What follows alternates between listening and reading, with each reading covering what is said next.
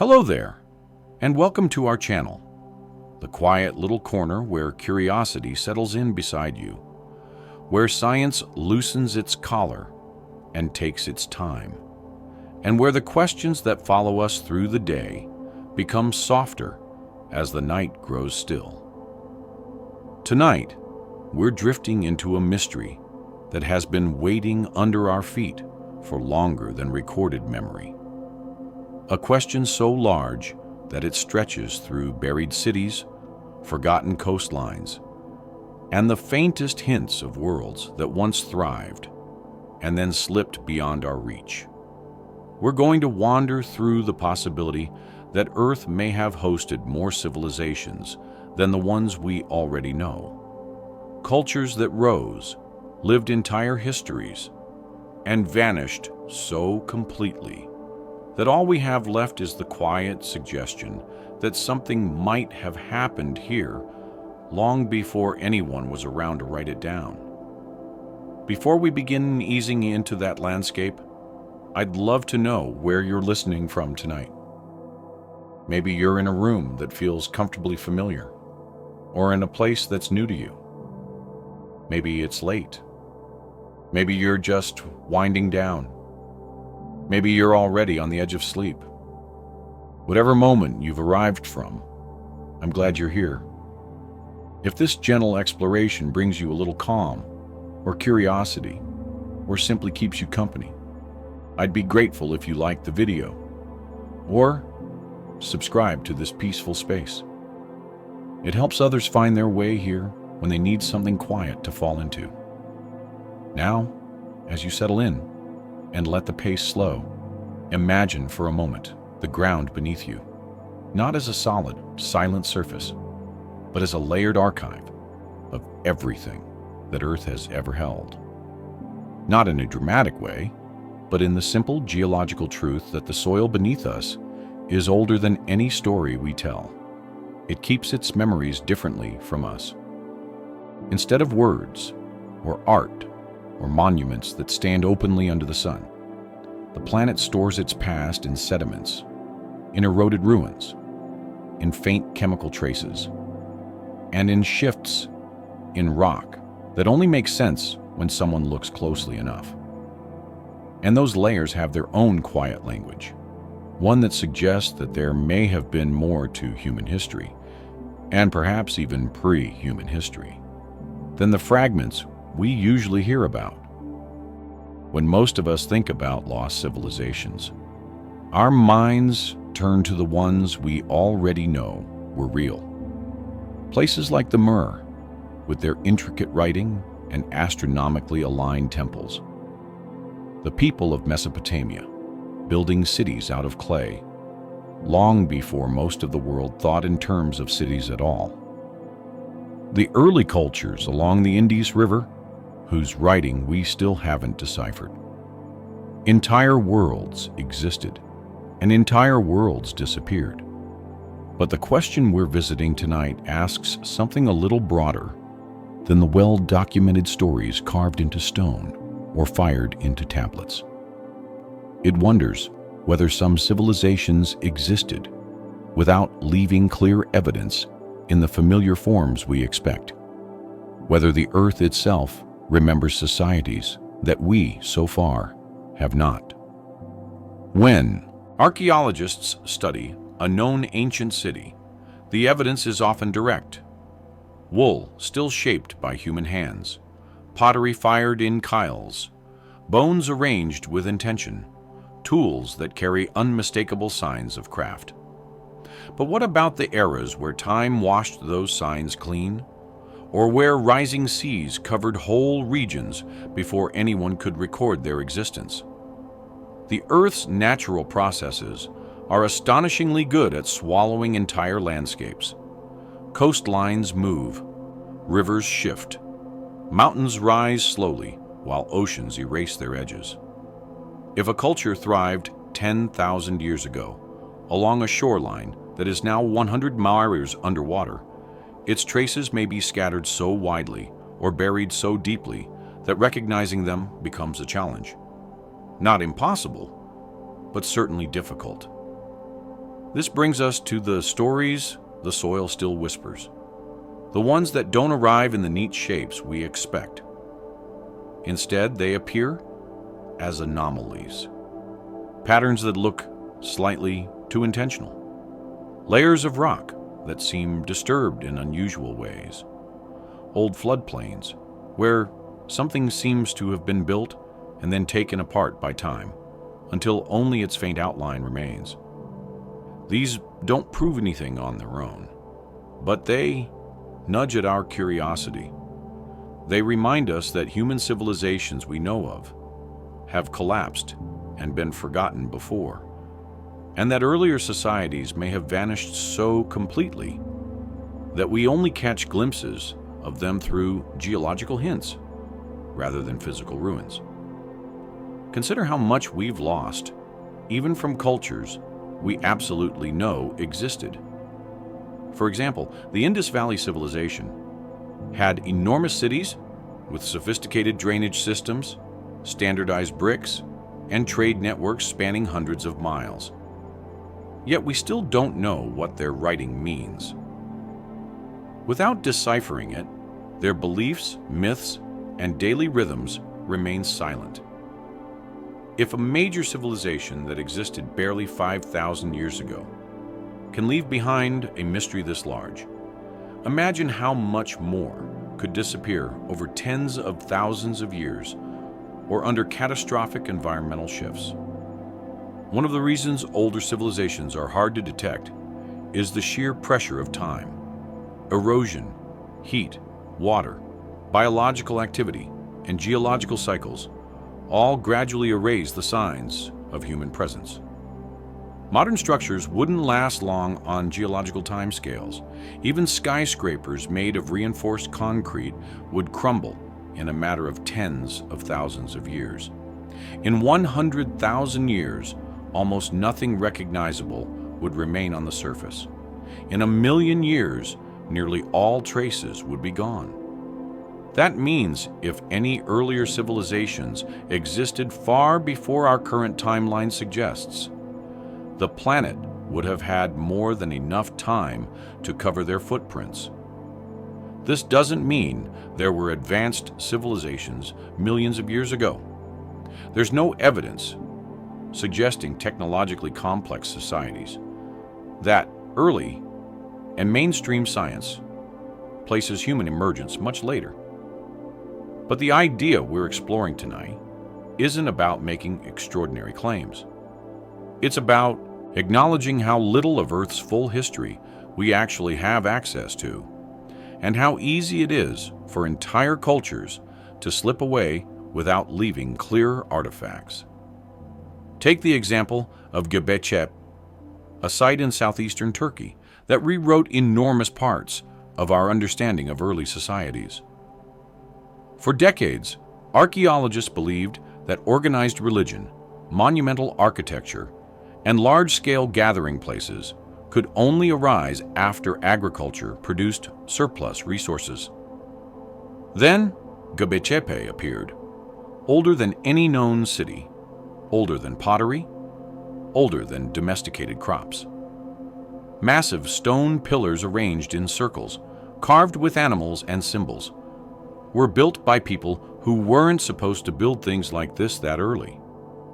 And this site lay buried for thousands of years, invisible until someone started digging in the 1990s. Its existence didn't come from myths or gradual speculation.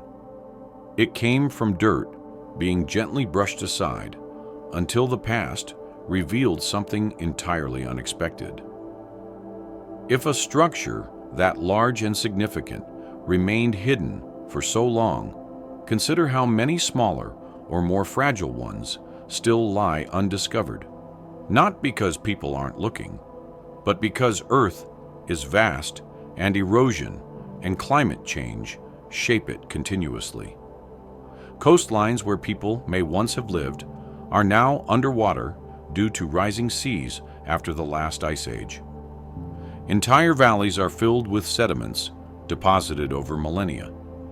Deserts have swallowed once fertile regions. Rainforests hide landscapes under dense vegetation. All this means the past is not simply lost. It is hidden in ways that require patience, technology, and sometimes luck to uncover.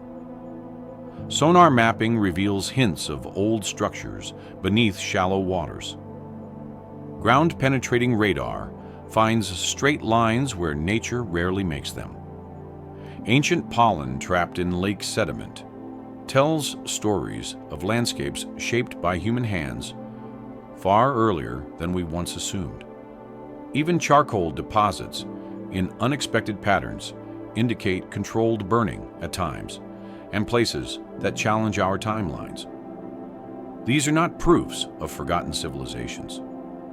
They are reminders that history is patchy. Records of fire, stone, and seed remain long after stories disappear, and the soil keeps those quiet details until someone notices something that doesn't quite fit the familiar narrative. This pattern repeats across continents. In South America, the Amazon rainforest was long assumed to be a pristine wilderness, untouched by large-scale human settlement, until researchers discovered vast geometric earthworks beneath the trees. Highly organized, carefully constructed shapes that required planning and collaborative labor, hidden until deforestation made them visible from photographs taken above the canopy. No advanced technology was involved, but a large and organized culture had lived there, shaped the land, and then vanished long before modern eyes could recognize their work. Similarly, in Africa, there are regions where the soil carries evidence of ancient farming systems far older and more intricate than once believed. Terraces carved into hillsides, forgotten irrigation methods, and settlement patterns that suggest large, stable communities that thrived long before widely known civilizations emerged. Again, we're not dealing with lost technologies or mythical empires, simply cultural achievements that faded away as populations moved, climates changed, or societies reorganized.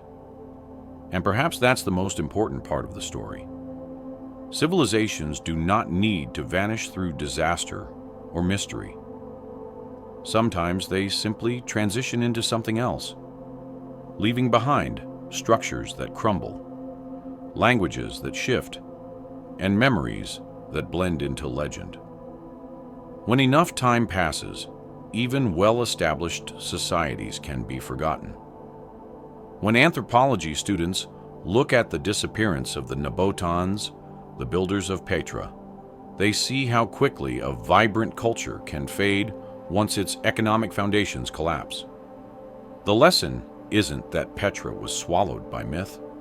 It's that people move on, but stone remains, and even stone eventually falls. So, when we ask how many civilizations Earth may have forgotten, we're not necessarily imagining lost technologies or hidden empires. We're acknowledging that humanity's story is far older and more complex than what survives in textbooks. Most of the humans who ever lived left no records. They shaped landscapes, developed traditions, and built communities that made perfect sense within their own time. But not every culture chooses monuments, durable materials, or extensive writing. Many leave almost nothing except faint changes in soil chemistry or the way a forest grows back after cultivation. And through all of these scattered clues, the soil keeps whispering that there is more to learn. Not in a dramatic or mysterious way, but in the simple acknowledgement that Earth has held countless lives and countless stories.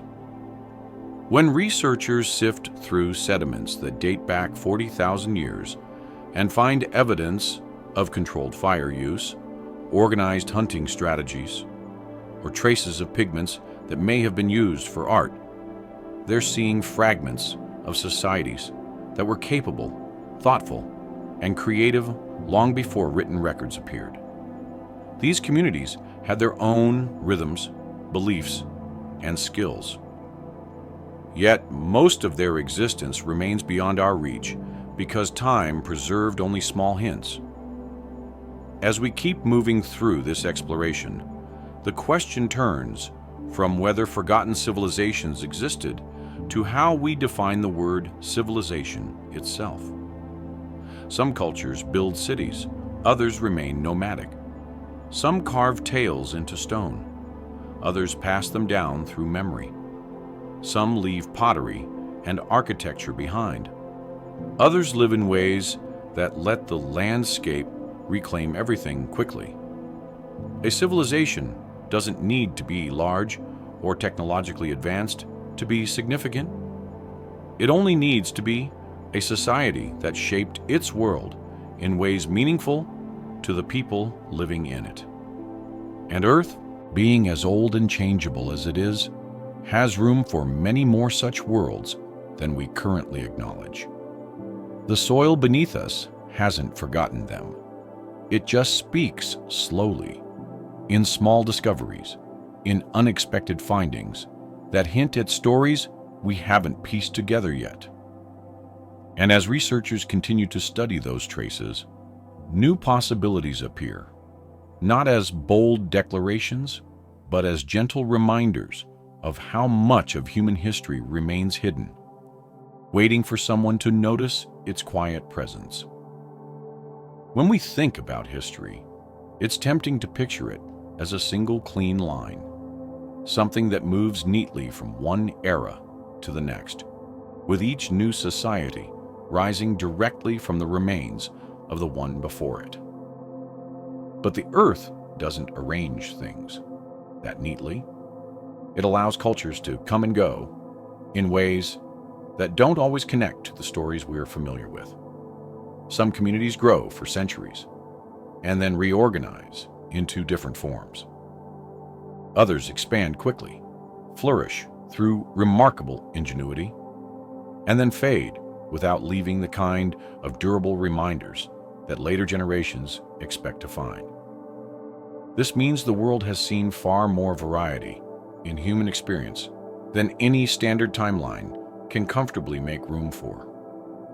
When you picture a civilization rising, there is often an image of monumental buildings and organized cities. But the truth is that growth doesn't always look like that. Some societies flourished by mastering landscapes rather than constructing them. They shaped river paths, developed seasonal migrations, or created agricultural systems that left almost no structural footprint. These worlds thrived in ways suited to their environments. And because their success did not depend on stone walls or intricate monuments, the signs of their existence blended back into the surroundings as time moved forward. While some cultures left towering ruins that still catch the eye, others left behind patterns so subtle that researchers only recognize them through careful measurement of soil layers or through the distribution of ancient seeds. When archaeologists uncover a region where forests show unusually uniform regrowth, it suggests someone cultivated that land for generations. Entire communities may have lived there and flourished, yet not one building needs to survive for that memory to remain embedded in the ground. And in many cases, these subtle signatures are older than civilizations that left far more dramatic evidence.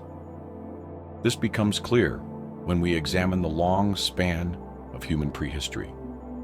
Our species has existed for hundreds of thousands of years, but most of what we call history focuses on the last few thousand, simply because written records didn't exist earlier or they didn't last.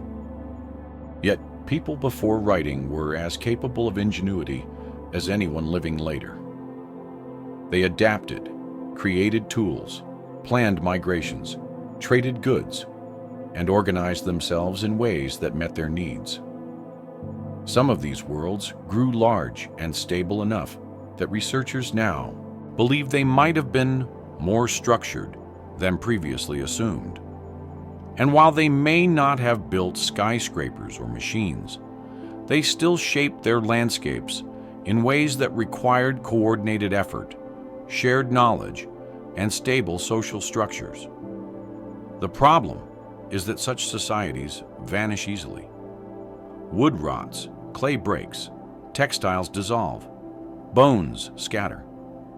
And if people move on or reorganize their lives due to climate changes, the traces they leave behind blend into natural layers until the distinction between human activity and environmental patterns becomes difficult to separate. One example of this complexity appears along ancient coastlines. When the last glacial period ended, melting ice caused sea levels to rise dramatically. Entire coastal plains were swallowed by the ocean. These regions had been ideal for human habitation, offering fertile soil, abundant fresh water, and access to marine resources. If large, stable communities lived there, and it's reasonable to think many did, their remains now lie beneath tens of meters of water. Underwater exploration has revealed small hints of structures and tool deposits in some areas, but systematic study is challenging. The ocean floor is vast and constantly shifting. Sediments cover everything quickly. In many places, underwater archaeology is still in its early stages, meaning that countless potential discoveries remain hidden. Even when something is found, it might not look impressive. A single stone arrangement, a cluster of tools, or unusual carving marks are often all that survive. And without a larger context, even archaeologists must be cautious about drawing conclusions. Yet each discovery reinforces the idea that our timeline is incomplete.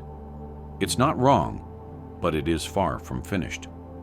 Another region that continues to change our understanding is the Sahara. Today, it's one of the largest deserts on Earth. But thousands of years ago, it was far greener. Lakes dotted the landscape, rivers flowed freely. Vegetation supported wildlife that now belongs to distant ecosystems. And where water flows, people follow. They build communities, develop trade routes, and map their lives according to seasons.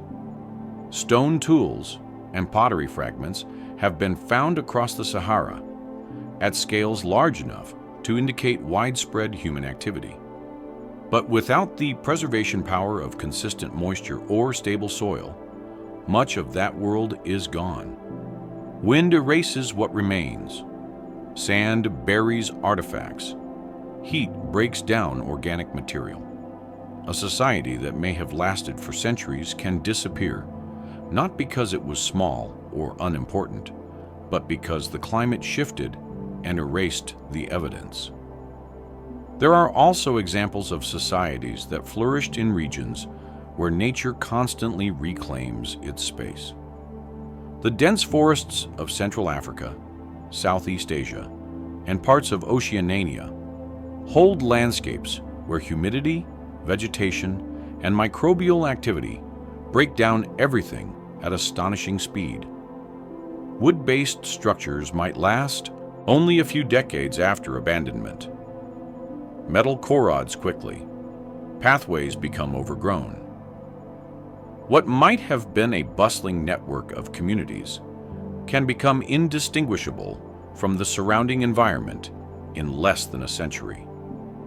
The Amazon example illustrates this perfectly, but similar scenarios exist in many parts of the world.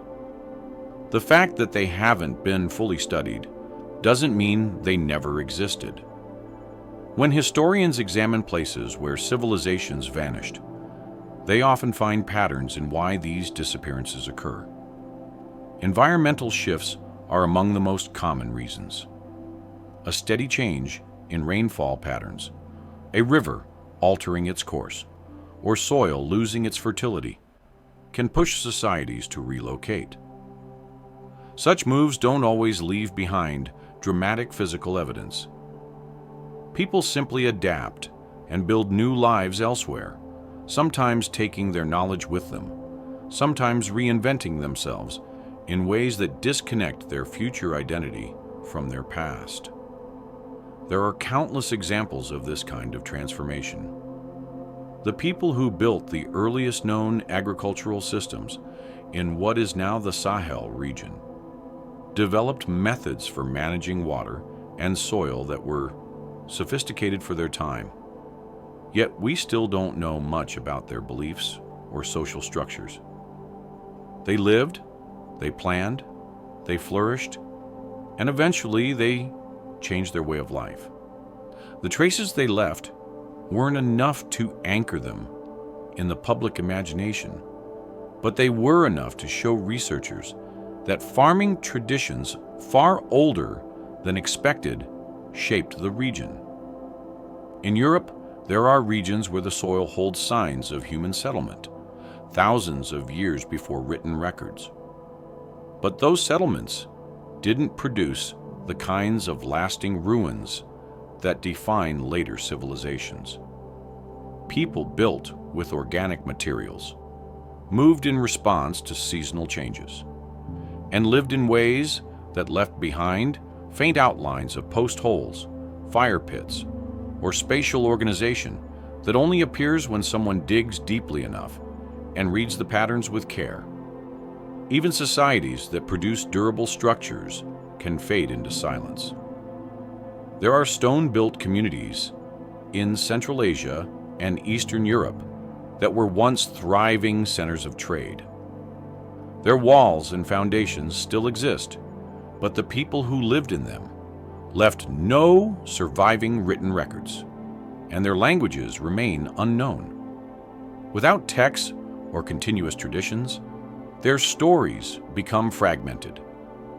Researchers know they existed, but beyond broad understandings of their economies or migration patterns, the details of their lives remain out of reach. Then there are the truly puzzling cases where something larger may have occurred, but the evidence is thin enough that it leaves room only for cautious speculation.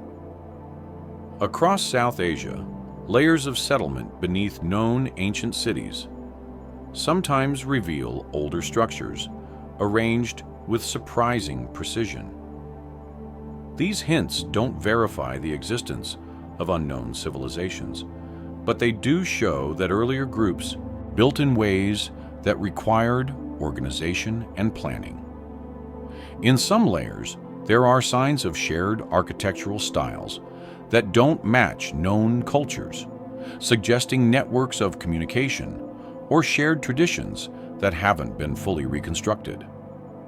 One of the most intriguing ideas raised by researchers studying these patterns is that human complexity doesn't always appear as a sudden jump.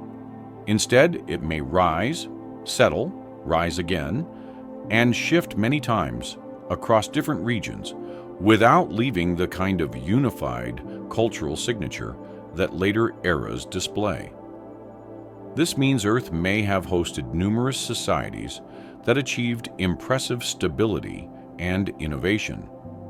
Yet, because they didn't build in durable materials or record their languages in lasting forms, they faded so completely that only soil chemistry or faint structural remains indicate they were ever there. When discussing these forgotten worlds, it's important to avoid imagining them as advanced in ways that conflict with established scientific evidence. There is no support for hyper-technological civilizations in deep prehistory. Instead, the focus is on cultures that may have been more socially complex than we once assumed. The Earth is old, and humans have been capable and adaptive for far longer than a narrow timeline would suggest. If early groups organized themselves into thriving communities, they would have created cultural worlds, rich in meaning for the people living in them. They would have had rituals, traditions, knowledge systems, and perhaps even networks of exchange that connected groups across significant distances. Even if these aspects left few visible traces, they would still represent flourishing societies. Many of these worlds fell into silence, not because they collapsed dramatically, but because of gradual processes that make human traces vulnerable. A settlement that shifts slightly over generations may leave behind so little that future archaeologists can barely identify its boundaries. Floods spread sediments over entire regions. Wind and rain reshape landscapes. Plants grow, decay, and integrate into the very soil that once supported human activity. And when enough time passes, those subtle signs become indistinguishable from natural patterns, unless someone is specifically looking for them. Another reason civilizations fade involves the fragility of collective memory. Oral traditions can preserve history for astonishing spans of time, but even they have limits. Stories evolve with each generation. Meanings shift. Practical details are replaced with symbolic ones. Eventually, the historical foundation becomes so faint that what remains is more cultural memory than factual record. And when those memories lose their anchoring, entire civilizations can drift into myth or vanish entirely from living traditions. This is why archaeological work sometimes reveals worlds that were never mentioned in the myths of the people living nearby. The memories didn't survive, not because anyone tried to erase them, but because they weren't tied to physical structures or written forms that could reinforce them. As people moved, adapted, and created new cultural frameworks, older stories were simply absorbed into broader traditions or replaced by new narratives that fit changing circumstances. Even civilizations that left behind extraordinary structures can disappear almost completely if they don't remain continuously occupied. Consider how quickly a large city can become uninhabitable after abandonment. Within decades, nature reclaims structures. Trees crack foundations. Water fills lower levels. Wildlife moves in. Without maintenance, even durable buildings degrade. Within centuries, much of the original shape is lost. And over millennia, even stone can erode into unrecognizable fragments. All of this reminds us that civilizations do not need to be small or obscure to vanish. They only need enough time without preservation or transmission of knowledge. And Earth has had far more time than most people realize for such cycles to occur. The soil, rock formations, and shifting coastlines act as a quiet record of these cycles. They show where fires burned regularly enough to suggest human maintenance. They show where plants grew in unnatural concentrations. They show where rivers were rerouted in ways that don't match natural patterns. These patterns show not just that civilizations rose, but that they thrived. They had stable ways of living, shared resources, and shaped their landscapes in distinctive ways.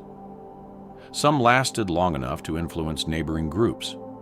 Others remained isolated due to geography, climate, or cultural choice. And eventually, each one found itself in a situation where change became necessary. Sometimes that change meant growth. Other times, it meant dispersal. And with dispersal comes silence, not in a dramatic sense, but in the slow fading of identifiable evidence. It becomes clearer that Earth is not simply a container for a few well-known civilizations. It is a place where countless worlds rose, lived full lives, contributed to the long story of humanity, and then stepped quietly into the background as new ones emerged. The silence they left is not empty. It's filled with the potential to learn more as tools improve. As researchers examine the ground with new methods, and as our understanding of human complexity expands beyond the narrow view once assumed. When researchers try to understand civilizations that disappeared long before anyone could document them, they often find themselves working within a strange kind of puzzle. Instead of assembling pieces that clearly belong to a known picture, they must learn to notice the absence of things. They interpret patterns where material evidence is thin or scattered. They read the landscape in ways that resemble learning a language without having any examples of full sentences. This approach, sometimes called working with negative evidence, is one of the most challenging aspects of archaeology because it requires careful reasoning rather than immediate conclusions. And it becomes even more important when studying societies that did not leave behind durable structures or written records. The idea of absence might sound like a lack of information, but in practice, it provides a surprising amount of insight. When a region contains no structures, yet shows signs that large groups once lived there, the missing pieces prompt researchers to ask why those materials didn't survive. Did people use materials that decay quickly? Did they move often? Did their settlements lie in places prone to erosion? Or did environmental shifts remove what they built? The answers vary from place to place, and each possibility shapes the picture of who once lived there. Consider a landscape that appears untouched on the surface. To a casual observer, it might look like land that was never settled. But when researchers take soil samples, they may find evidence of controlled fires or chemical residues from long-term human habitation, or patterns in pollen layers that indicate ancient farming. These signs can be small enough that someone without archaeological training would walk past them without noticing anything unusual. Yet to specialists, such traces suggest that entire communities lived and worked in that area, leaving behind nothing that stands visibly above the ground. This is the archaeology of absence at work, relying on subtle changes rather than obvious artifacts. A striking example of this method appears in landscapes once used for agriculture, long before formal records existed. When ancient farmers cleared land, tilled soil, or grew crops repeatedly over generations, the soil structure changed in ways distinguishable from untouched regions. Even without tools, pottery, or buildings, the earth itself holds the signature of human activity. It may contain more of certain nutrients, fewer of others, or a distribution of microscopic remains that reflect past cultivation. These patterns show where people once invested time and effort into shaping the land, even if everything they built has long since vanished. One of the most intriguing aspects of this work is how much it depends on what is missing. In many regions, researchers expect to find certain types of artifacts if a society reached a particular level of complexity. If those artifacts aren't present, it raises questions. Did the society use different materials? Did they organize themselves in a way that does not match traditional expectations? Or did environmental forces erase their artifacts before they could fossilize or survive as recognizable remains? Each missing element shapes the interpretation, encouraging researchers to consider alternatives to the standard model of how civilizations form. This type of investigation is particularly valuable in regions dominated by natural processes that erase evidence quickly. In tropical environments, organic material decomposes rapidly. In deserts, wind abrasion strips surfaces clean. In floodplains, rising water can bury or wash away everything above a certain depth. If a society built primarily with wood, plant fibers, or earth, its settlements might leave only faint traces at best. And yet, people lived meaningful, organized lives in these regions. They made decisions, formed traditions, and influenced generations that came after them, even if the physical record struggles to reflect their presence. Another example comes from regions where people constructed temporary or portable dwellings. Societies that moved seasonally for hunting, hearing, or trade often left scattered marks rather than permanent architecture. These marks might include hearths, tool fragments, animal remains showing butchering patterns, or compacted ground where many people once walked. To someone studying the land from a distance, these signs may seem isolated and unconnected. But once assembled carefully, they can reveal migration routes, seasonal cycles, and long-term settlement patterns that continued for centuries. The absence of monumental structures in such cultures does not indicate a lack of sophistication, only a different way of living. The archaeology of absence also becomes essential when studying societies that interacted with their environment in ways that blended their impact with natural processes. For example, controlled burning practices used to manage forests or grasslands can leave traces in sediment layers. The frequency and distribution of ancient charcoal can distinguish human-set fires from natural wildfires. If a region shows centuries of regular, low-intensity burning, it suggests deliberate land management rather than random natural events. These patterns imply planning, knowledge of local ecology, and communal decision-making even when no buildings remain. There are also landscapes where absence raises questions about what once stood there. Sometimes researchers find platforms, foundations, or are leveled areas that suggest construction, but the materials used were removed, repurposed, or decayed entirely.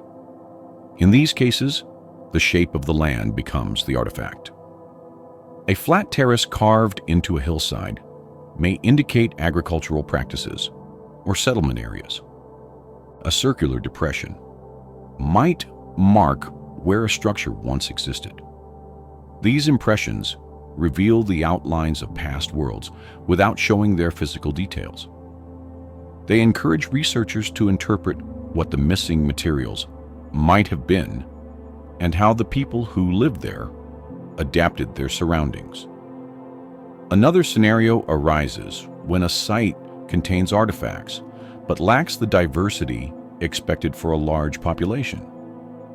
If only certain types of tools remain, or if pottery fragments are found without corresponding signs of dwellings, it could mean that organic or fragile materials formed the primary construction methods. It could also indicate cultural practices that didn't emphasize durable goods. For example, nomadic societies may have used animal hides, woven mats, wooden poles, or other items that do not survive long after abandonment. The absence of structures in such cases reflects mobility and lifestyle rather than a lack of civilization. The archaeology of absence also intersects with the challenges of understanding how climate changes reshape the archaeological record. Flood cycles can destroy settlements repeatedly. Volcanic eruptions can bury entire communities under layers of ash. Shifting river systems can cut through old sites, scatter artifacts, or create new floodplains.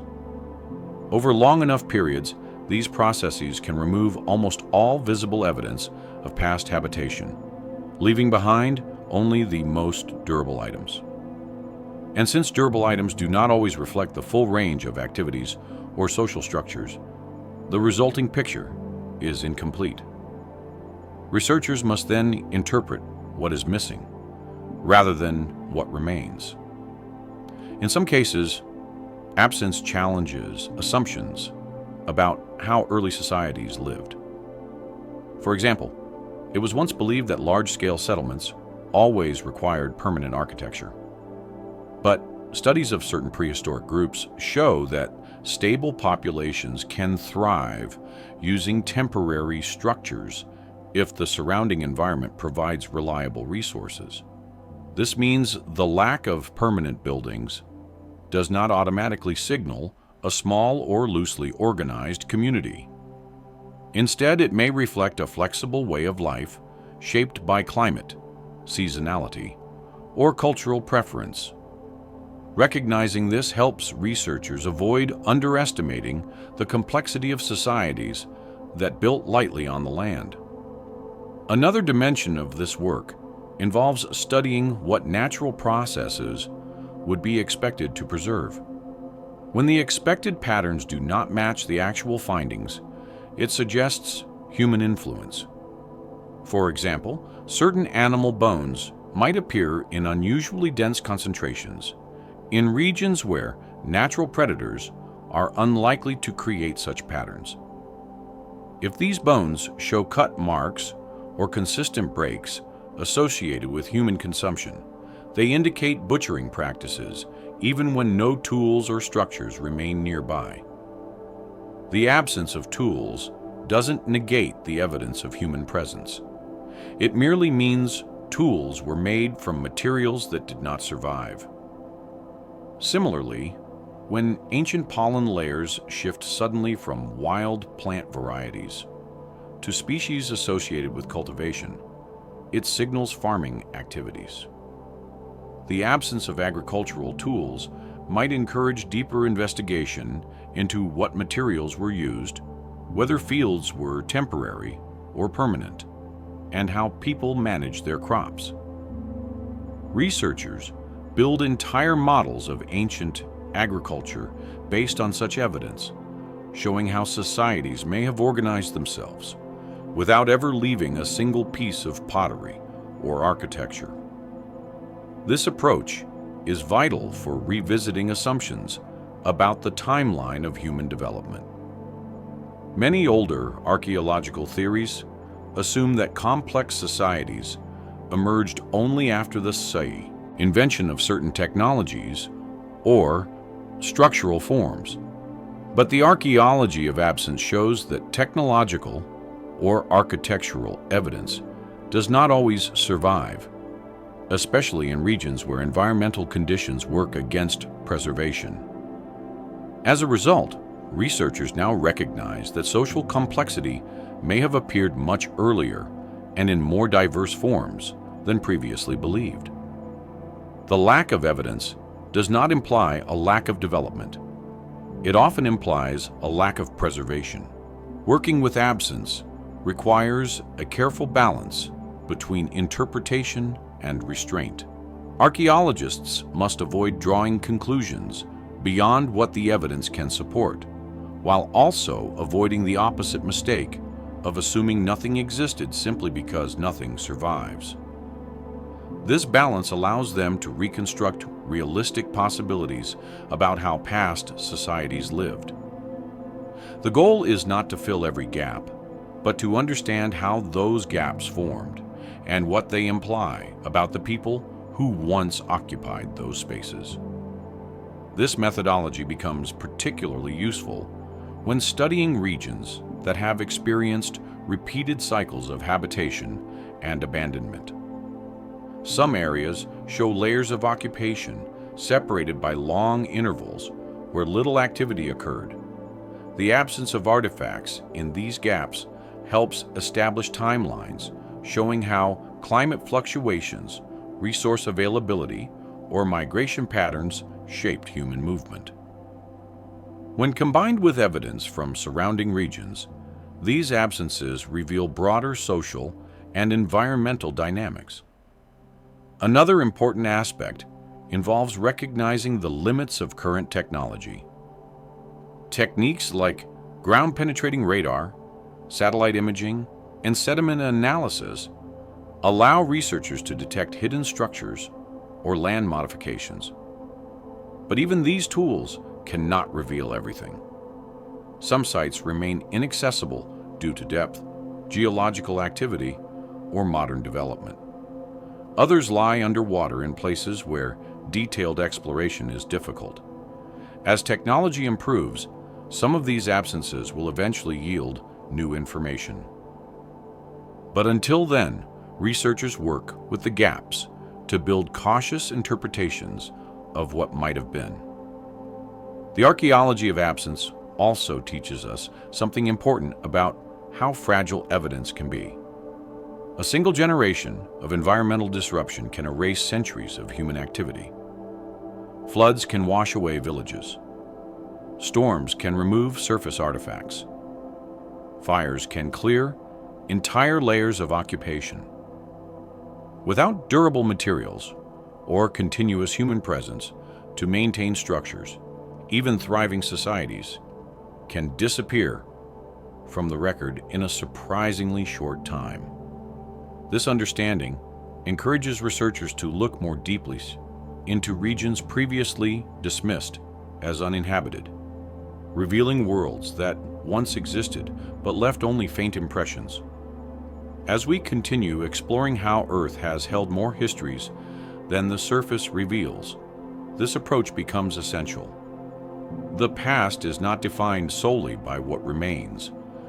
It is also shaped by what has been removed, altered, or overwritten by natural forces.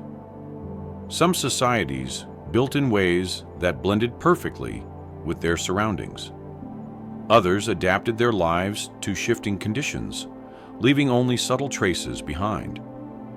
These absences are part of their legacy, reminding us that human history is not a neat progression, but a mosaic with pieces missing, in patterns that still convey meaning. When we picture ancient cities, certain familiar examples tend to come to mind because they left behind structures that are easy to recognize. Their stones remained in place for centuries. Their walls held shape long enough for archaeologists to document them. Their artifacts survived in ways that allow us to imagine how people once lived. But these known sites represent only a small portion of the urban worlds that ever existed. Many more cities are suspected based on fragmented clues, uneven evidence, or scattered remnants that do not yet fit into a complete story. Some lie beneath thick layers of sediment. Others remain hidden under forests or oceans. And still others may have existed in forms that leave almost no architectural signature at all. The cities we know are the ones that left enough behind to anchor themselves in the visible past. There are places where stone walls still stand in clear outlines. Streets remain aligned in ways that reflect the choices of long-gone planners. Public spaces, storage areas, workshops, and dwellings remain distinct enough that researchers can map them with confidence. These cities appear in textbooks because they were built to last. They relied on materials and construction methods that endure environmental change better than wood, clay, plant fibers, or earth-based structures.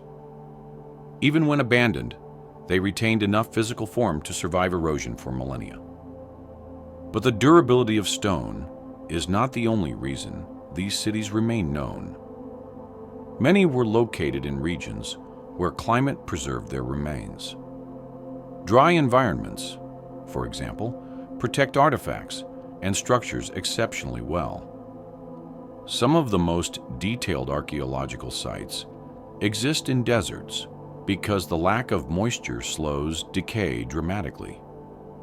This gives certain regions an advantage in preserving traces of the past, even though they represent only a fraction of the world's ancient societies. Meanwhile, places with heavy rainfall, shifting soil, seasonal flooding, or dense vegetation rarely preserve settlements in recognizable form. Entire cities in such regions can disappear quickly, even if they once held thousands of people. When archaeologists explore areas where known cities stood, they often find layers of habitation stacked beneath the visible remains. These layers reveal earlier iterations of the same settlement, or evidence of entirely different communities that lived there long before. This stratification shows that urban life was not limited to the best-known eras. Instead, many places saw cycles of growth, decline, abandonment, and renewal. Some early cities left only faint traces beneath later constructions, making it difficult to determine how complex those earlier phases were. What remains visible on the surface might represent only the final version of a city that evolved through many forms. Then there are the cities we only suspect. These are places where clues appear, but not enough to declare certainty. Sometimes the hints are structural. Satellite images might show faint geometric patterns beneath vegetation, or unusual soil discoloration might outline a grid-like arrangement. In other cases, the clues are environmental. Evidence of sustained agricultural activity might indicate a nearby settlement large enough to qualify as a city. Irrigation systems, terracing, or large-scale land modifications often imply coordinated labor, which usually supports population centers. But if the city itself was built with perishable materials, it may leave behind little more than modified terrain. One of the clearest examples of suspected cities appears in regions where rivers have changed course repeatedly over thousands of years. Rivers both support and destroy settlements. They offer water, transportation, and fertile soil. But they can also flood unpredictably, erode foundations, or bury communities under layers of silt. In these zones, archaeologists sometimes find evidence of straight lines or regular shapes deep in the ground, arranged in ways that don't match natural features. These signs suggest the remains of buildings, roads, or defensive structures. Yet, without excavating wide areas, confirming these patterns is difficult. And in regions where modern populations now live, large-scale excavation may not be feasible. Another category of suspected cities involves places where artifacts appear in quantities that suggest dense population, yet physical structures are absent. Pottery fragments, tools, beads, or food remains concentrated in a specific region, imply long-term habitation. If these items appear repeatedly across large areas, they may indicate a settlement pattern consistent with urban life. However, unless foundations or durable walls are found, researchers must interpret such findings cautiously. A high density of artifacts might reflect seasonal gatherings, trade centers, or ritual sites rather than permanent cities. There are regions where natural disasters erase entire settlements. Volcanic eruptions, earthquakes, tsunamis, and landslides can remove urban structures with remarkable speed.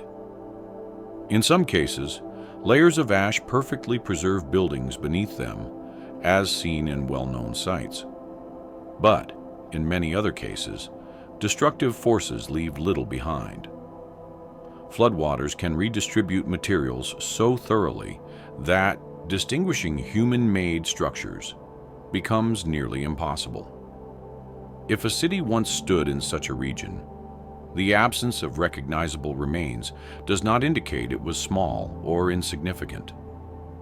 It simply means the circumstances of its destruction were too severe for typical archaeological signatures to survive. Coastal regions present similar challenges. After the last ice age ended, sea levels rose significantly, submerging coastlines where ancient settlements once stood. Because many early societies depended on coastal resources, it is likely that entire cities now lie beneath the ocean. Underwater archaeological surveys have uncovered walls, roads, and cultural artifacts in several locations, but the vast majority of underwater landscapes remain unexplored. Visibility underwater is limited. Sediments shift frequently. Mapping submerged sites requires specialized equipment. As a result, only a small fraction of potential coastal settlements has been studied in detail, leaving countless possibilities unresolved. Another category of suspected cities emerges from large earthworks found in regions where stone was not used extensively. Some societies built with packed earth, timber, or other materials that degrade quickly.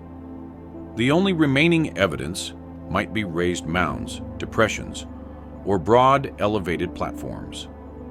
These earthworks can cover vast areas, sometimes stretching for kilometers. Their size and arrangement suggest planning, organization, and communal labor.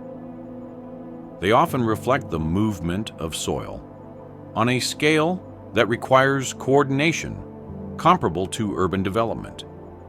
Yet, because no visible structures remain, it can be difficult to determine whether these areas were cities, ceremonial centers, residential complexes, or a mixture of several functions.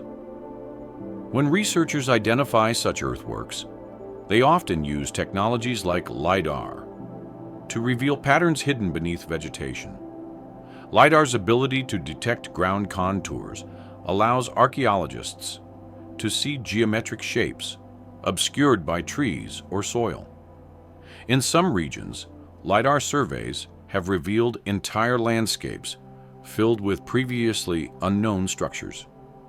Roads extend for miles. Plazas and platforms align with patterns consistent with urban planning. These discoveries suggest that the cities we know represent only a portion of the ancient world's urban history. Many societies built in ways that did not leave durable ruins, yet still created organized, complex settlements. This raises an important point about how we define a city. Traditionally, the term implies permanent buildings, clear boundaries, and structures that survive long enough to be recognized. But not all cultures built cities with those priorities. Some placed greater emphasis on mobility, seasonal rhythms, or construction methods suited to their environment. Others used community organization rather than permanent architecture as their central feature. If a society built structures designed to be moved, replaced, or renewed frequently, then little would remain after thousands of years. Yet such a society could still possess all the characteristics associated with urban life: population density, specialized labor, social hierarchy, and sustained cultural practices. Another challenge arises from the variety of ways cities collapse. Some decline gradually as populations move elsewhere. Others contract into smaller settlements before eventually dissolving completely. Still others are abandoned abruptly, leaving behind a snapshot of daily life. Each pattern of abandonment creates a different archaeological signature.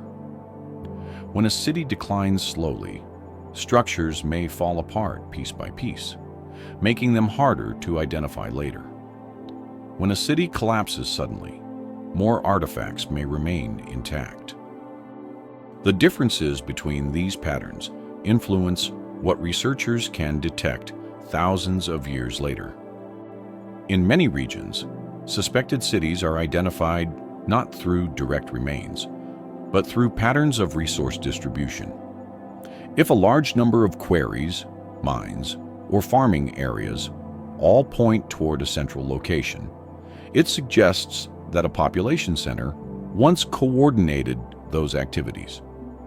Similarly, trade networks can indicate urban hubs.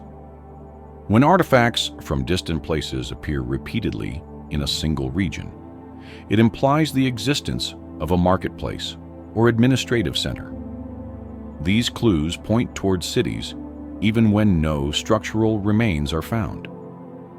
There are also cases where legends or oral histories hint at ancient cities that have not yet been located archaeologically. While stories cannot be taken as definitive evidence, they often guide researchers toward regions worth investigating.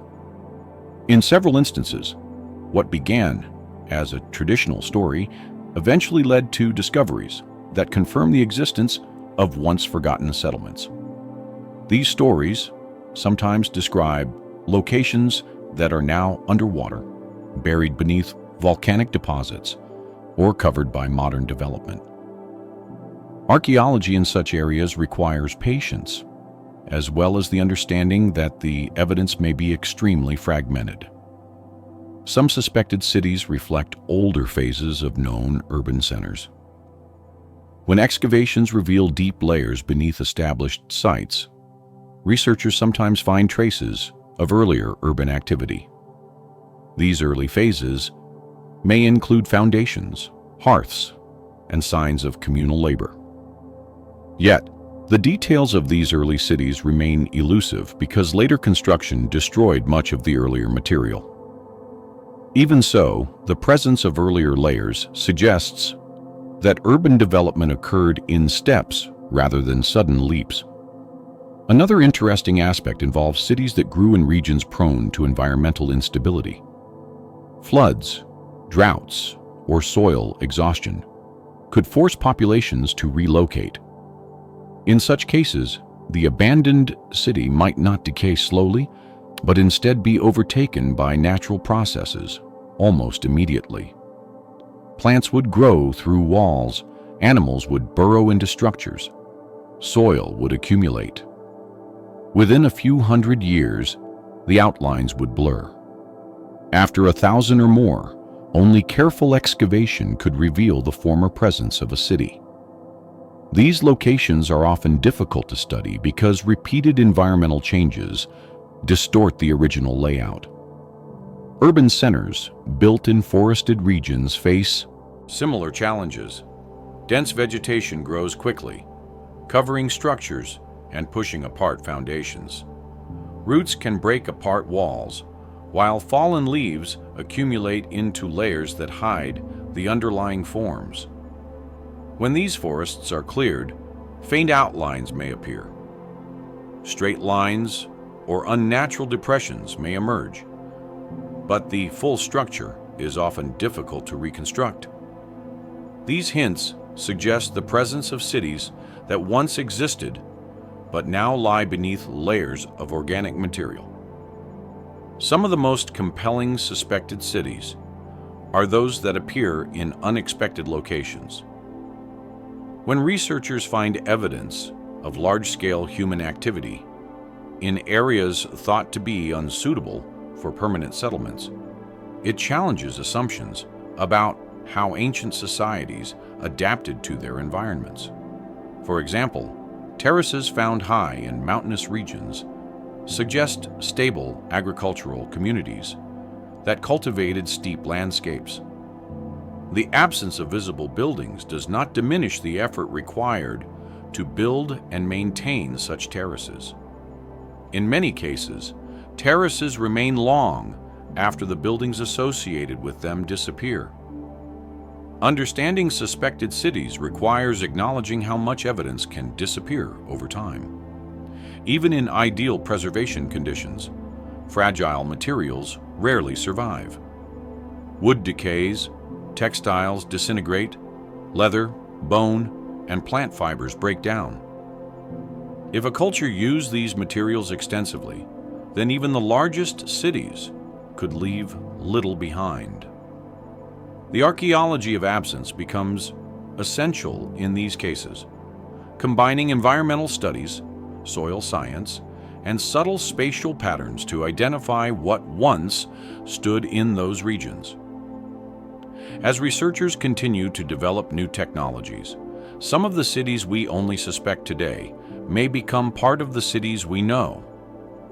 Deeper ground-penetrating radar, improved underwater mapping, and more refined chemical analysis of sediments will likely reveal more about these hidden urban worlds. Each discovery adds another layer to the understanding of human history, reminding us that many societies existed in forms that have not yet been fully recognized. And as these discoveries accumulate, our picture of the ancient world becomes more detailed, more varied, and more reflective of the diverse ways people have lived on this planet. Tracing the disappearance of ancient societies becomes more revealing when we stop treating vanishing as an unusual event, and instead recognize it as something that has happened countless times throughout human history. Cities dissolve into the landscapes around them. Traditions shift until they no longer resemble earlier forms. Communities relocate gradually enough that the movement leaves little behind. When these transitions unfold slowly, the details that would normally anchor a culture in the archaeological record do not survive long enough to be pieced together. As a result, entire worlds pass from recognizable patterns into quiet obscurity, not through dramatic collapse, but through ordinary change. Understanding these disappearances begins with recognizing how fragile human presence can be across long spans of time. Even in regions where people lived for many centuries, evidence of their activities might not remain visible today. Materials decay, structures fail without maintenance, tools break down into fragments too small to identify. If a community relied mostly on items made from organic materials, those items may vanish within a few decades. When enough time passes, even the traces that do remain can blend with natural processes until the distinction between cultural and geological signals becomes difficult to identify. Some societies disappear because the environments they depended on change faster than they could adapt. River systems shift in ways that remove access to fresh water or fertile soil. Rainfall patterns adjust gradually enough that people move away rather than endure scarcity. These movements don't leave behind dramatic layers of evidence. Instead, they leave behind absences. A region that once supported a thriving population might become empty of artifacts, not because people failed to reach a certain level of complexity, but because their relocation erased the material signs of their presence. Other disappearances stem from choices made within the societies themselves. A community might change its layout, abandon certain practices, or shift economic strategies. Over time, these adjustments can erase earlier cultural signatures. For example, if a group stops building large communal structures and instead adopts more flexible forms of organization, the earlier structures may degrade until only faint markings remain. Without careful study, later researchers may not realize that two distinct cultural phases existed in the same region. One of the clearest examples of how easy it is for humanity to vanish from the material record appears in regions where construction relied heavily on perishable resources. Dwellings made from thatch, woven fibers, wood, or local vegetation rarely survived long after abandonment. Even if thousands of people lived in such structures, the archaeological footprint would be minimal. A few post holes, compacted soil, or scattered hearths might remain. But without durable artifacts, identifying the site as a large settlement becomes difficult. Entire communities may have flourished in such regions, leaving behind almost nothing we can detect easily. There are cases where societies appear abruptly in the archaeological record because they switch to more durable materials, even though they existed long before that point. Once they adopted stone, ceramics, or metal, the material traces of their activities increased sharply, giving the impression of a sudden rise in complexity. Yet, this impression may be misleading. These societies could have been stable and well organized long before their durable goods appeared. Their earlier phases simply left behind fewer traces. The apparent emergence is less a reflection of their development and more a reflection of what survived. Some vanishing acts involve environmental forces that erase evidence more quickly than archaeologists can retrieve it. Floodplains can wipe away entire layers of habitation. Mud flows bury settlements under meters of sediment. Tropical climates break down everything not made of stone. Over long enough periods, these forces can remove almost all traces of earlier societies. What remains might be limited to scattered artifacts or slight changes in soil chemistry. Without extensive excavation or advanced detection tools, these patterns can go unnoticed. Human movement complicates this picture even further. Many ancient groups moved seasonally or relocated when resources shifted. These movements often left behind small clusters of artifacts rather than permanent settlements. Over time, such traces disperse or get buried, making it difficult to reconstruct the full extent of the population. Yet, these people had traditions, knowledge systems, and social structures. They taught skills across generations, developed technology suited to their surroundings, and influenced neighboring communities. Their disappearance from the material record does not reflect a lack of cultural depth, but rather the way their lifestyle shaped the kinds of traces they left behind. There are examples in many parts of the world where landscapes hold signs of long-term human activity without showing any recognizable settlement pattern. In some regions, controlled burning shaped vegetation for centuries, but the people who carried out these practices left behind little else.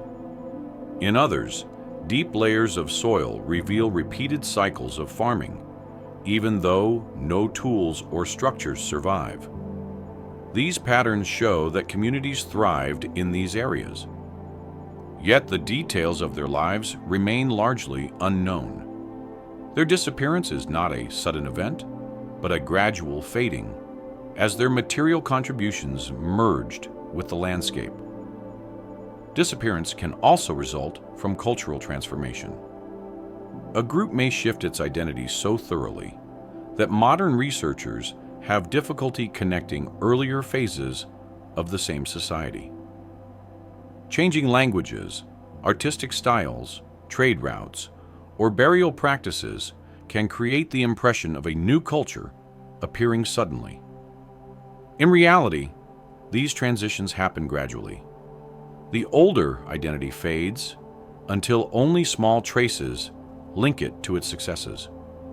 Without continuous written records or durable symbols, these connections are easy to lose. There are regions where the archaeological record shows intermittent occupation, with long gaps between periods of clear activity. These gaps can result from climate changes or population movements, but they also reflect the limitations of preservation. A society might have lived in the area during the gap, but left behind little that survived. Later populations may have disrupted or scattered earlier evidence. The remaining traces often look sparse, compared to the societies that use more durable materials, creating the appearance of absence where life once flourished. Some societies disappear because they integrate into larger cultural networks. When two groups merge, the smaller one may lose its distinct material culture. Their traditions may continue within the larger group, but their independent identity fades from the record. Over time, the unique markers of the smaller society vanish, leaving behind only the generalized signature of the dominant culture. This kind of disappearance is subtle, occurring not through collapse, but through integration and assimilation. Another form of vanishing occurs when societies abandon monumental construction. Without continuous maintenance, large structures deteriorate quickly. Stone erodes, earthworks collapse, timber decays. If a community shifts its focus away from large constructions and towards smaller, more flexible architectural forms, the earlier monumental phase may disappear almost entirely. Researchers might interpret the region as having limited complexity until deeper investigations reveal traces of the earlier structures. Certain societies vanish from the record because their materials were repurposed by later populations. When new groups occupy an old site, they often dismantle earlier structures to reuse the materials. Stones from an earlier building become part of a new one. Wood gets burned or reworked. Clay is reshaped into new vessels.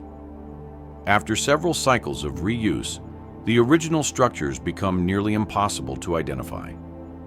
The earlier society appears to have vanished, even though its materials live on in altered forms. Some disappearances reflect the impact of conflict, though the evidence for conflict does not always survive clearly.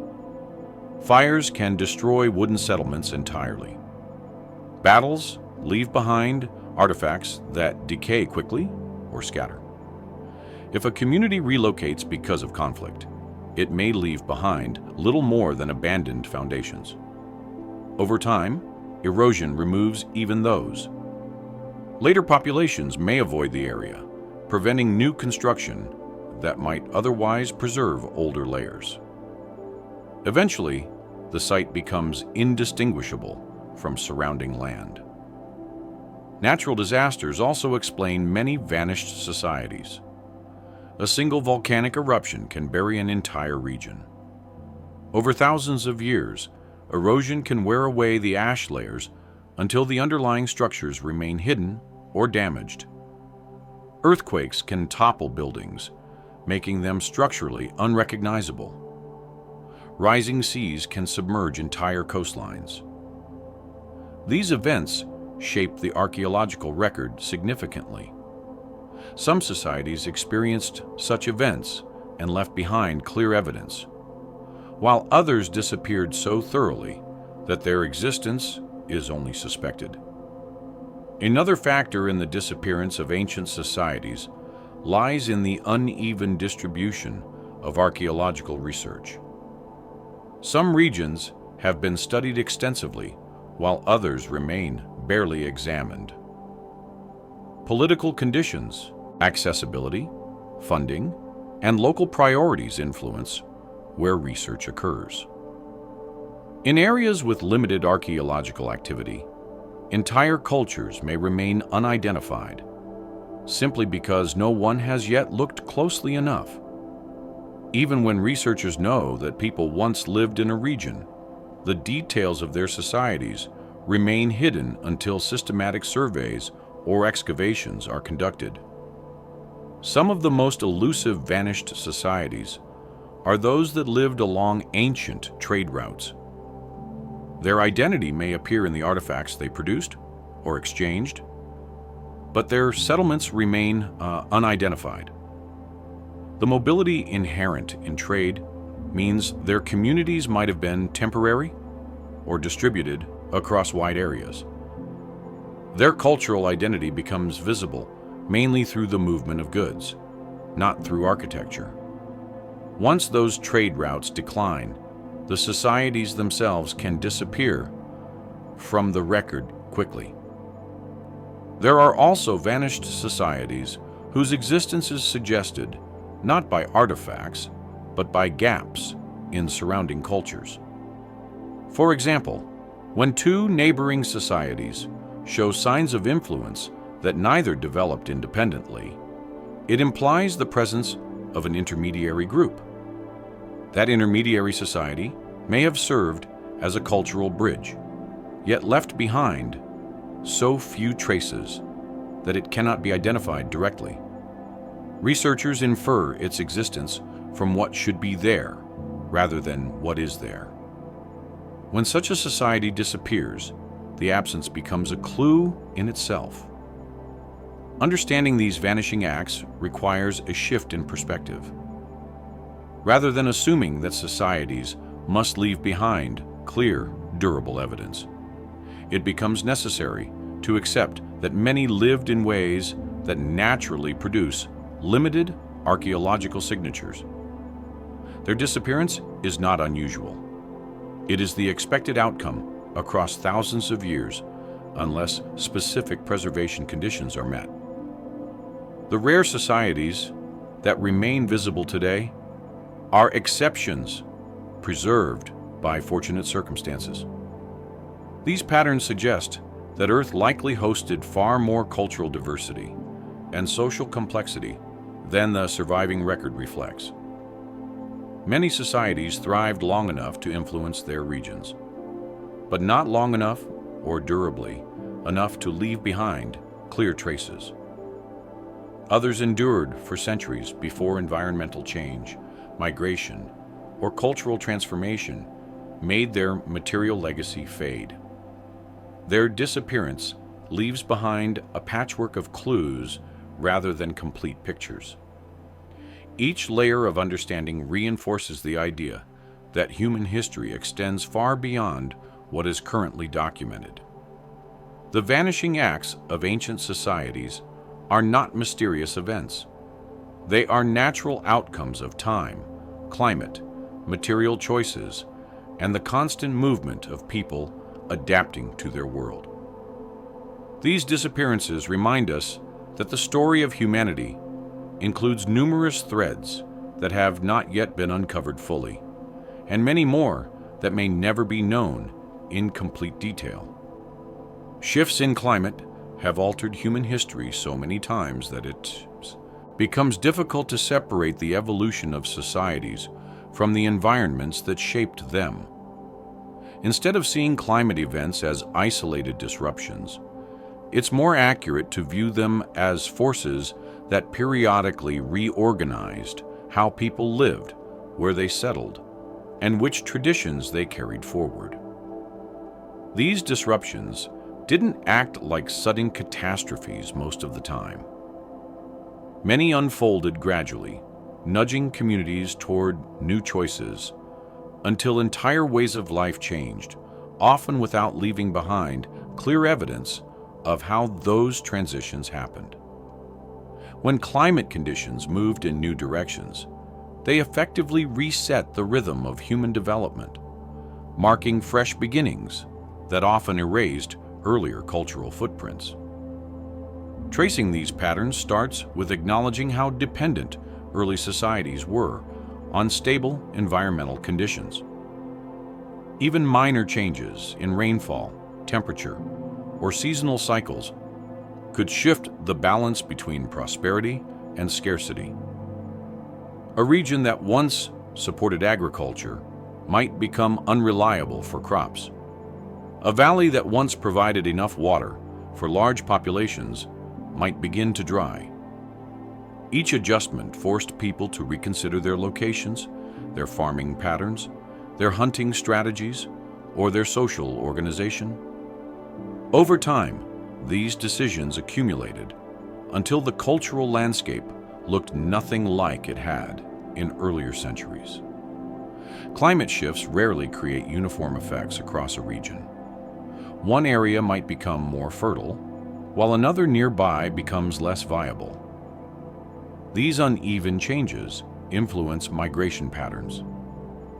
People gravitate toward favorable conditions, forming new communities or merging with existing ones. The places they leave behind gradually lose their visible cultural signatures. Buildings collapse, farmlands revert to natural vegetation, and tools deteriorate. After enough generations pass, the earlier phases of habitation may become nearly impossible to detect. Climate-driven relocation doesn't just move people. It also controls which parts of their history remain visible. In some regions, the disappearance of societies aligns closely with known climate events. Drought cycles in ancient Africa show how quickly stable communities can shift when water becomes scarce. Archaeological surveys reveal that settlements shrink or disperse as rainfall decreases. But while such events explain why people moved, they do not preserve the details of the lives that changed during those periods. The transitions appear as gaps in the record rather than detailed stories. Climate becomes the silent force shaping which histories survive and which dissolve into the background.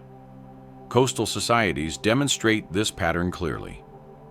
Rising sea levels at the end of the last ice age submerged vast areas where people once lived, worked, and formed the foundations of their cultures. These coastlines were ideal environments, offering abundant food resources and easy travel. When the water rose, entire communities moved inland, taking their knowledge with them. The built environments they left behind disappeared beneath the waves. Even if those societies were complex, the physical evidence of their cities and structures became difficult to reach. Today, underwater exploration reveals only small portions of what might have existed. The climate reset those worlds by physically removing them, erasing the surface traces that could have connected them to later societies. There are patterns in Europe and Asia where colder periods forced populations to reorganize. When temperatures dropped during certain phases of the late Pleistocene and early Holocene, people adapted by changing their tools, altering their diets, or relocating to more sheltered areas.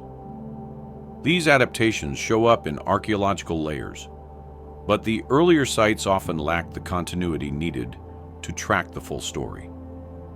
Climate-driven challenges compressed populations into smaller, more manageable zones, leaving their previous settlements to degrade over time. The visible evidence of earlier lifestyles became faint enough that it's easy to overlook how long those societies had existed before climate pressure forced them to move.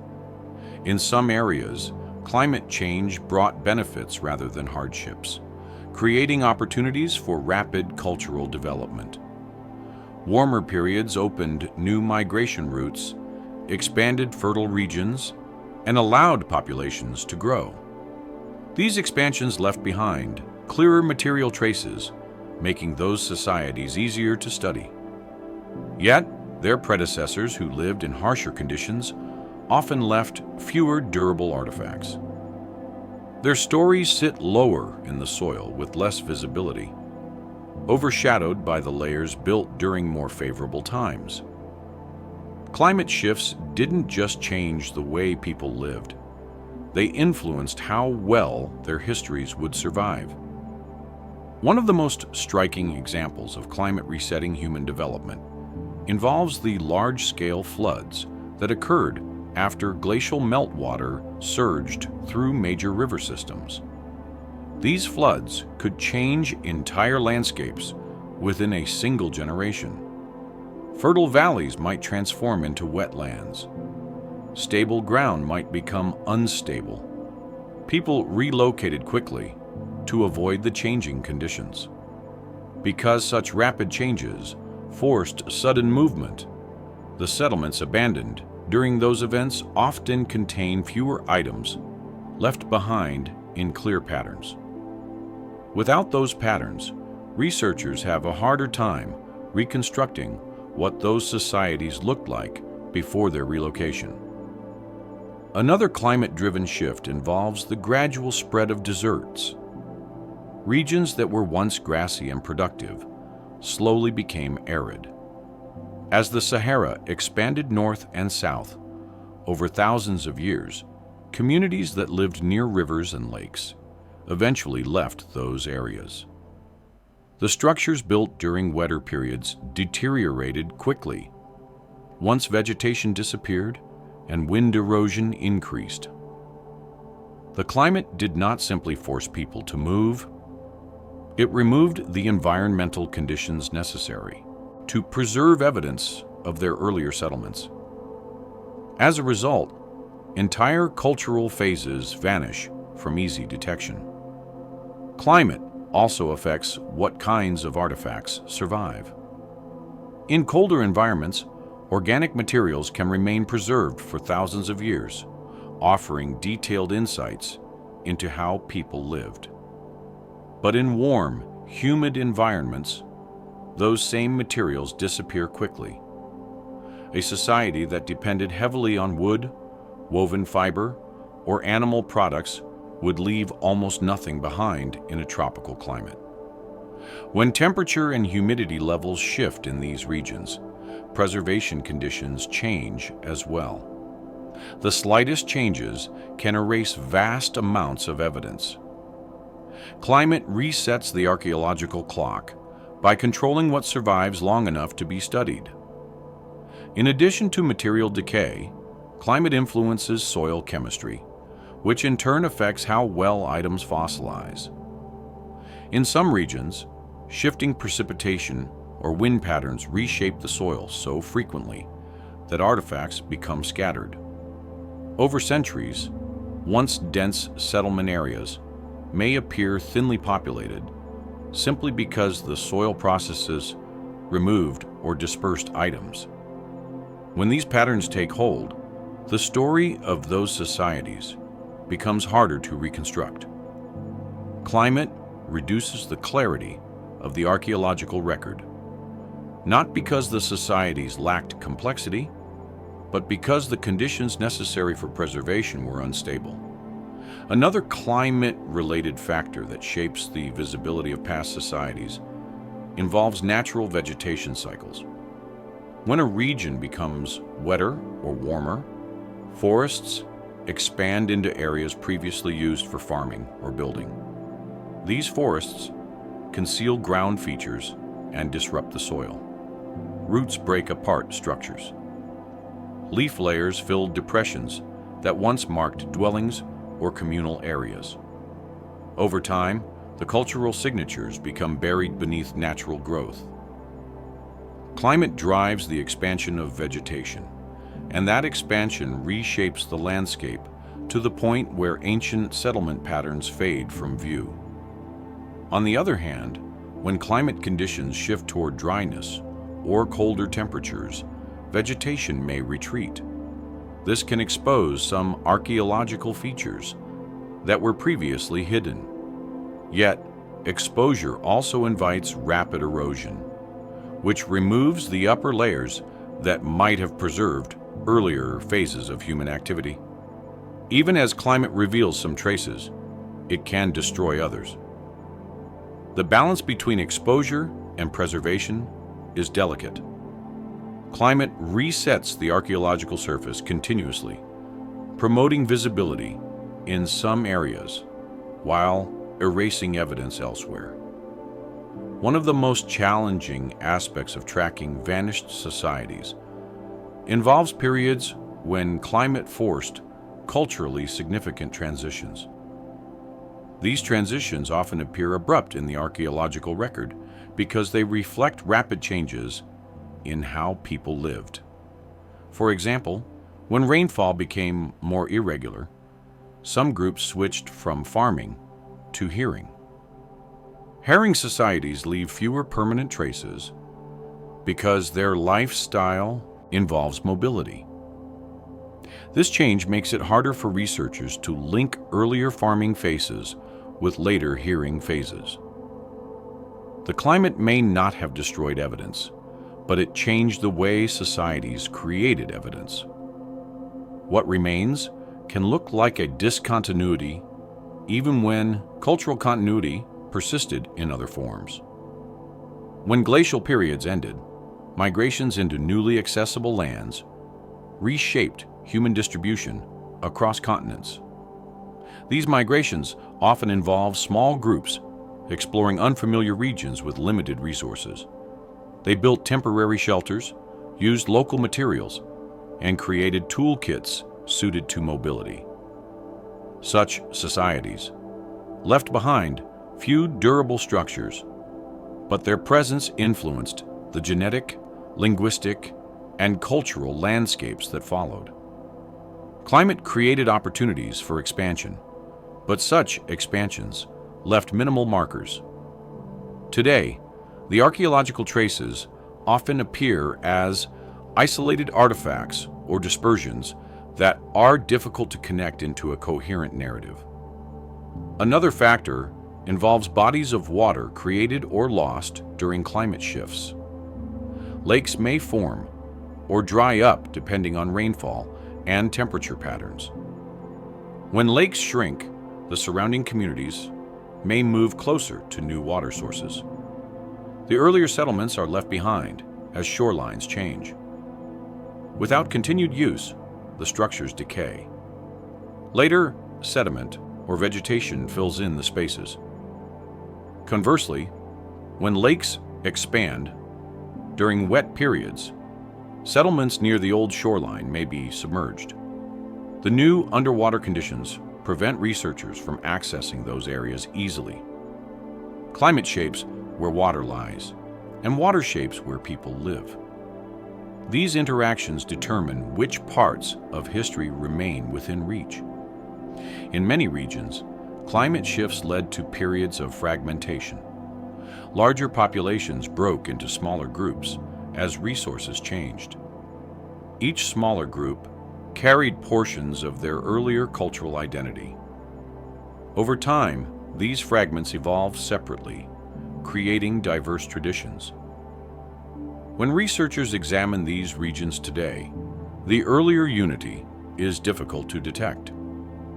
The climate-driven dispersal erased the recognizable coherence that might have defined them as a single cultural entity. The vanished unity lies not in a lost city or missing artifact, but in the absence of direct links among dispersed groups. There are also scenarios where climate encouraged technological innovation. When temperatures changed or resources declined, societies adapted by altering their tools, housing structures, or food strategies.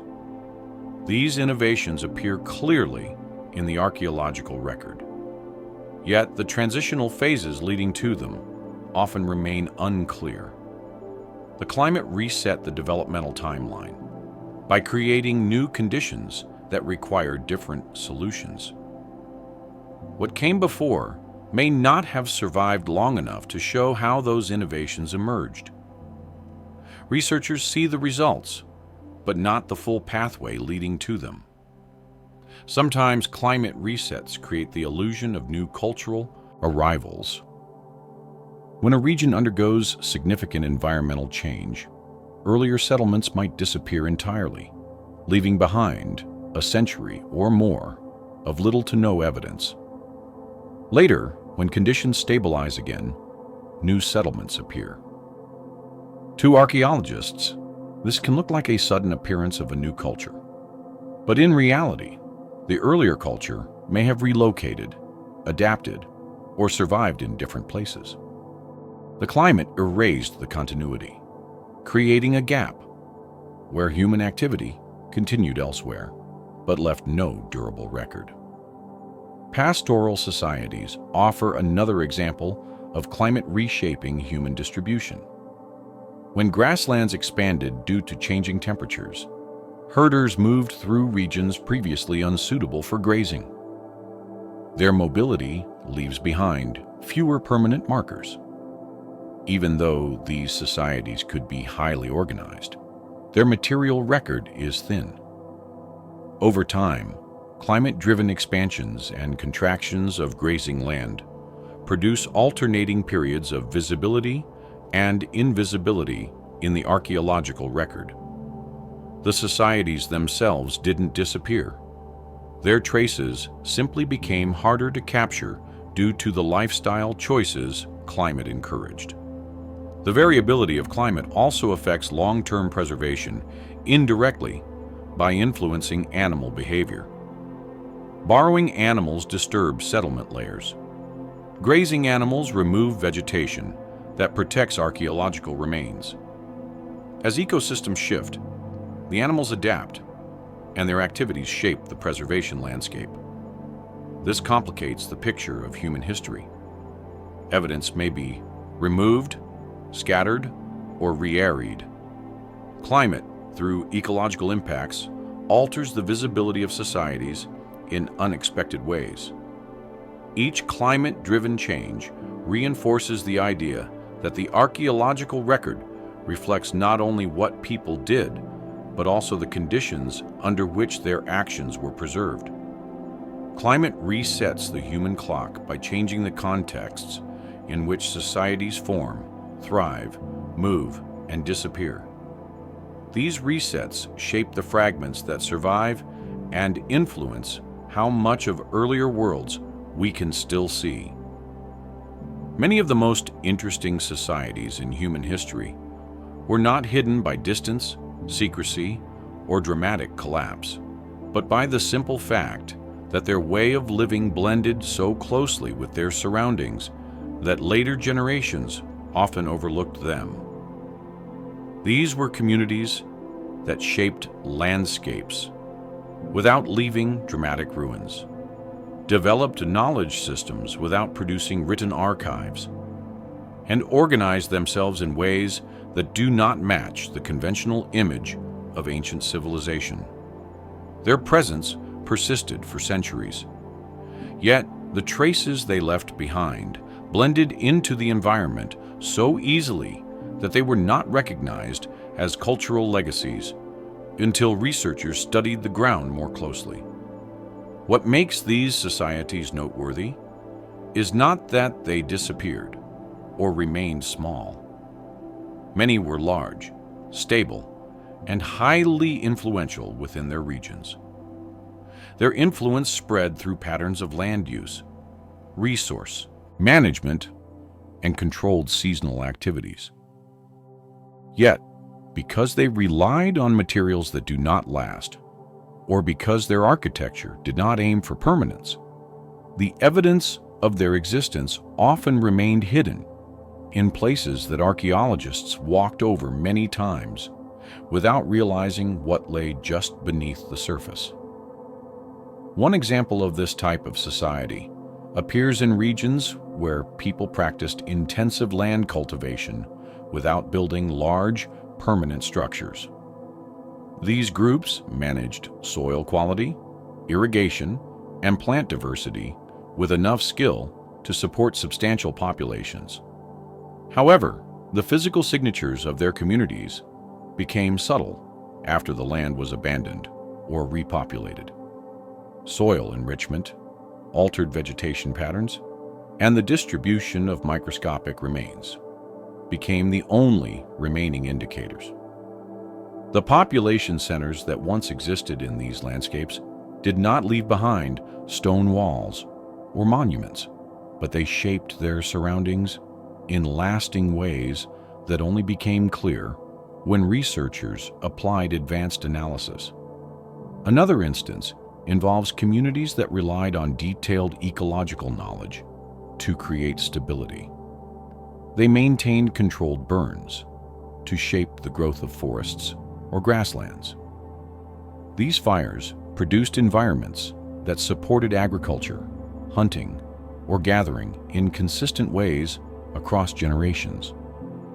The people who practiced these methods did not leave behind obvious structures, but they built cultural systems that required cooperation, planning, and shared understanding. The land itself held their signature. though it took modern techniques to reveal how long and how effectively they managed it. Some societies were concealed by the environments they inhabited. Dense forests, wetlands, and areas with rapid vegetation growth make it challenging to detect past human activity. In these regions, structures degrade quickly, organic materials vanish, and soil processes obscure ground features,